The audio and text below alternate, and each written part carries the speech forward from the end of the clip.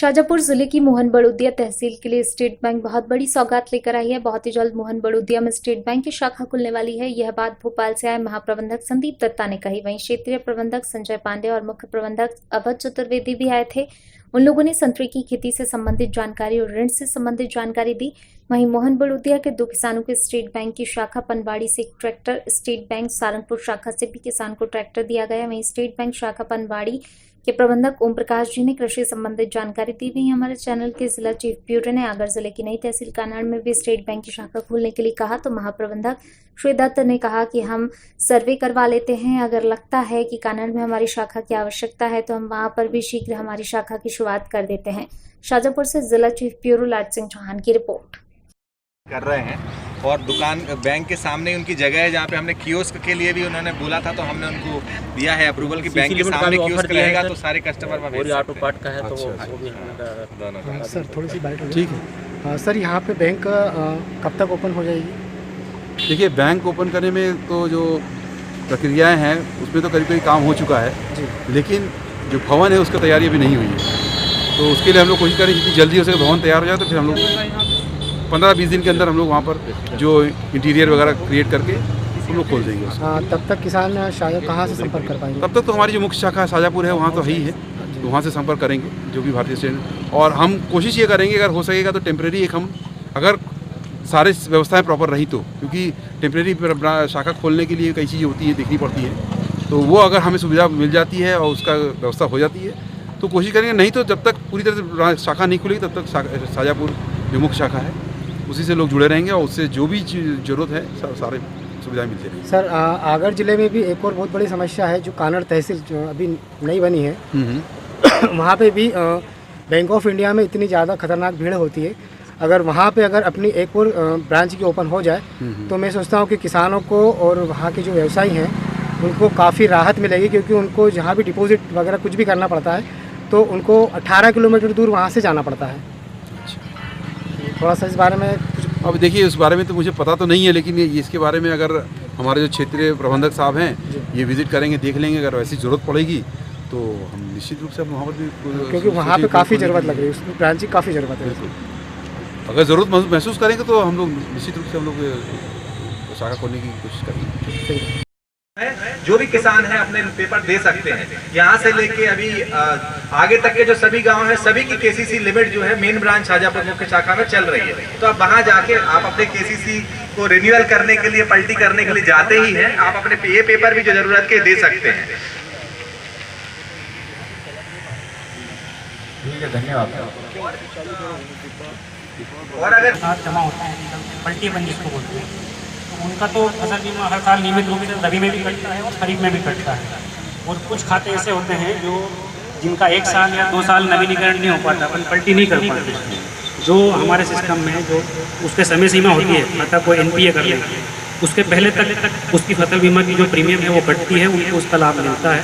लेकिन जो खाते 36 महीने से ज़्यादा हो जाते हैं ओवरड्यू, उसमें फिर फसल बीमा की सुविधा का लाभ नहीं मिल पाता। तो जिनका भी ऐसा है, जिनका 36 महीने 3 साल से ज़्यादा अगर ओवरड्यू है तो आप शाखा में संपर्क करके अपना खाता नवीनीकरण करा लीजिए। अभी हमारी ऋण समाधान योजना भी चल रही है, उसका भी अपन लाभ ले सकते हैं। उसमें आपको ब्याज में राहत भी मिलेगी और आपको फिर से आपका नया खाता कर देंगे। तो जिनका खाता ऐसा है कि जो NPA हो गया है 36 महीने के बाद, जिनका बकाया था नहीं हो पाया जमा ब्याज से, तो वो इस ऋण समाधान योजना का लाभ ले सकते हैं।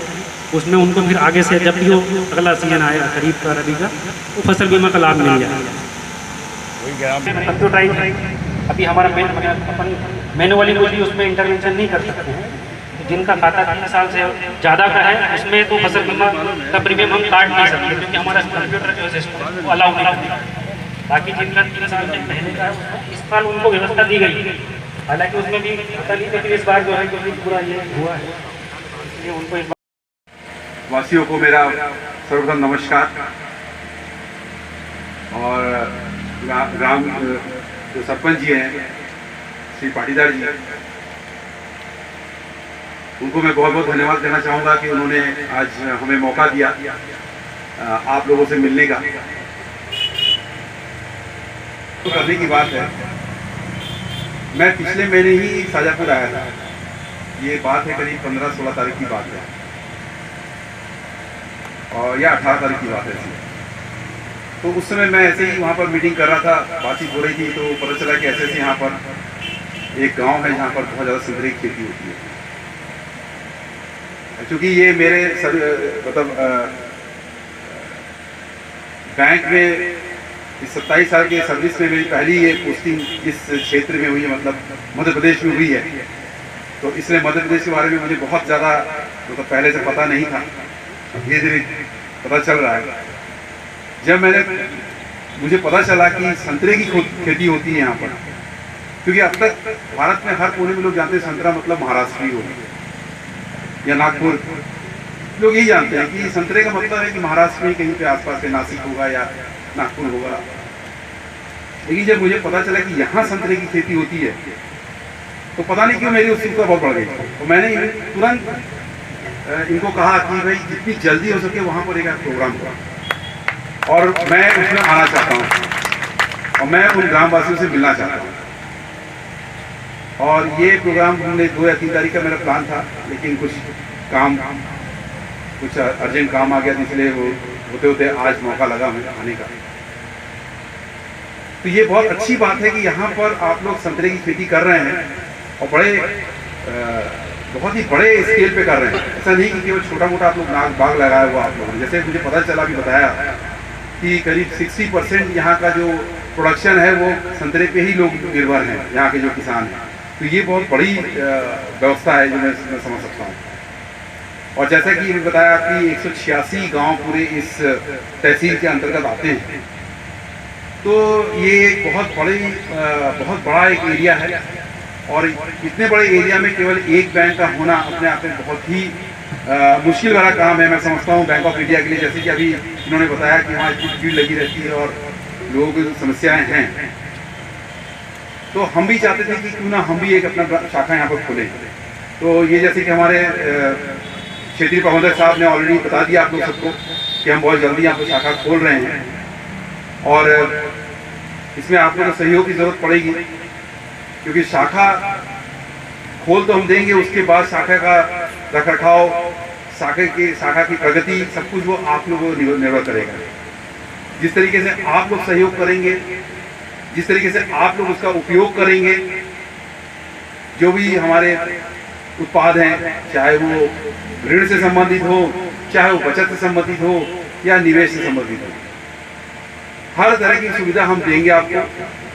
आज की तारीख में भारतीय स्टेट बैंक के पास आपके फाइनेंस से संबंधित, मतलब लेन देन से संबंधित या कोई भी आपका अगर रुपए पैसे से संबंधित कोई भी कारोबार आप चाहते हैं, कोई भी चीज़ चाहते हैं, चाहे वो बीमा का काम हो, चाहे वो कहीं निवेश का काम हो, चाहे आपके क्रेडिट कार्ड का काम हो, चाहे वो आपके ATM का हो, हर एक तरीके का जो है लेन देन से रिलेटेड या उससे संबंधित जो भी चीज़ें हैं, सब कुछ आपको भारतीय स्टेट बैंक देगी।